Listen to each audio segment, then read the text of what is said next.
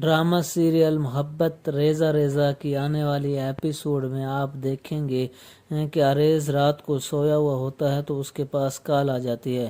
وہ کہتے ہیں کہ جو بلڈنگ آپ نے بنائی تھی اس کا ایک حصہ گر گیا ہے، جس کی وجہ سے اس کی کافی حصوں کو نقصان پہنچا ہے اور پولیس نے ساری بلڈنگ خالی کروا دی ہے۔ ہمارا بہت بڑا نقصان ہو گیا ہے۔ عریض اپنی بیوی کو ساری بات بتاتا ہے اور کہتا ہے کہ میں یہ گھر چھوڑ کر جا رہا ہوں کیونکہ پولیس کسی بھی وقت یہاں پر مجھے گرفتار کرنے آ جائے گی۔ نگو کہتی ہے کہ میں بھی آپ کے ساتھ چلتی ہوں، میں یہاں نہیں رہوں گی۔ عریض کہتا ہے کہ پولیس مجھے گرفتار کرنے آئے گی، وہ تمہیں کچھ نہیں کہے گی۔ وہ اپنا سارا سامان پیک کرتا ہے اور گھر سے چلا جاتا ہے۔ نگو بہت زیادہ پریشان ہوتی ہے، اسے بہت زیادہ ڈر ہوتا ہے کیونکہ پولیس پہلے اس کے بھائی کو گرفتار کر کے لے گئی ہے اور اب عریض کے ساتھ یہ مسئلہ ہو گیا ہے۔ پتہ نہیں ہمارے گھر کو کس کی نظر لگ گئی ہے۔ اب اگر عریض کو بھی پولیس نے پکڑ لیا تو ہمارا کیا بنے گا؟ عریض کے گرفتار ہونے سے مجھے بہت ساری مشکلات کا سامنا کرنا پڑے گا، میرے عیش و آرام کے دن ختم ہو جائیں گے، اور عریض نے تو بھی ابھی میرے نام کوئی پراپرٹی بھی نہیں کی۔ شکیل کی ماں بہت زیادہ پریشان ہوتی ہے کیونکہ شکیل نے اپنا جرم قبول کر لیا ہوتا ہے۔ اس نے پولیس کو اپنے سارے جرائم کے بارے میں بتا دیا ہوتا ہے۔ پولیس نے شکیل پر بہت زیادہ تشدد کیا ہوتا ہے۔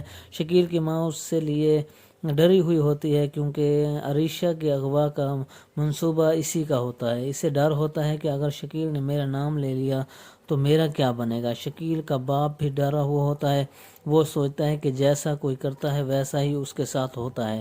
اب ہم لوگوں نے پہلے آیا کے ساتھ مل کر عیسیٰ کو گھر سے نکالا اور پھر عریض کے ساتھ مل کر آیا کو گھر سے نکال دیا۔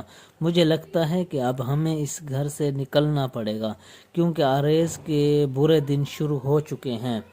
دوسری طرف شکیل بھی پولیس کے قبضے میں، اس کی ضمانت بھی اب مشکل سے ہوتی ہے اور عریض اپنے دوست کے پاس جاتا ہے تاکہ اسے پناہ مل سکے، لیکن اس کا دوست اسے اپنے گھر میں رہنے سے منع کر دیتا ہے کیونکہ وہ کہتا ہے کہ میں پولیس کی نظروں میں نہیں آنا چاہتا۔ عریض ایک چھوٹا سا گھر کرائے پر لے لیتا ہے اور وہاں پر رہنا شروع کر دیتا ہے۔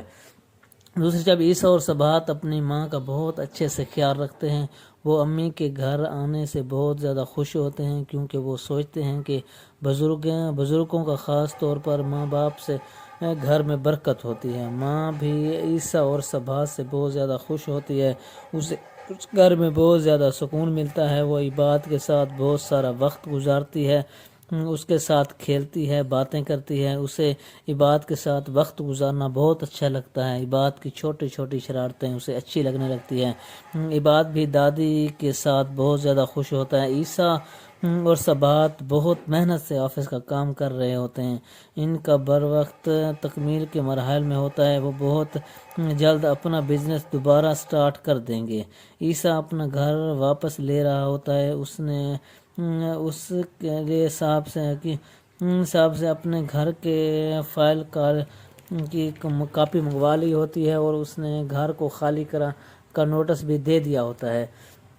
کہتا ہے کہ میں اپنی ماں اور بہن کے مجرموں کو اس گھر میں نہیں رہنے دوں گا، مجھے ہر وقت اور ہر قیمت میں مجھے وہ گھر چاہیے۔ وہ اپنی ماں کو عریض کی بلڈنگ کا واقعہ بھی بتاتا ہے۔ وہ شکیل کو ہر حالت میں سزا دلوانے چاہتا ہے اور عیسیٰ اپنی ماں کو بتاتا ہے کہ عریض کے ساتھ یہ جو ہوا ہے اب اس کا برا وقت شروع ہو چکا ہے، جس پر اس کی ماں کہتی ہے کہ اس میں بیٹا کوئی شک نہیں ہے، جو کسی کے ساتھ برا کرتا ہے اس کے ساتھ برا ہی ہوتا ہے۔ اس نے میرے ساتھ برا کیا، دیکھو آج عریض کی کیا حالت ہے، اس کی بیوی اس کو چھوڑ کے چلی جائے گی، دیکھ لینا تم، اس کی جو ساس سسر ہیں وہ بھی اس کو چھوڑ کر چلے جائیں گے اور سارا گھر خالی ہو جائے گا، جس کی وجہ سے عریض بہت بڑی مشکل میں پھنس جائے گا اور اسے یہ سزا ملے گی، وہ یہ سزا بھگتے گا کیونکہ اس نے مجھے سزا دی ہے، اس نے میرے ساتھ دھوکہ کیا ہے، اس کو بھی دھوکے سے بہت کچھ حاصل ہونے والا ہے۔ عریشہ بھی عریض کو لے کر کافی پریشان ہوتی ہے۔ وہ کہتی ہے کہ اگر اس نے ناجائز طریقے سے بھائی کے سارے بزنس پر قبضہ کر لیا تھا تو اسے چاہیے تھا کہ وہ ایمانداری سے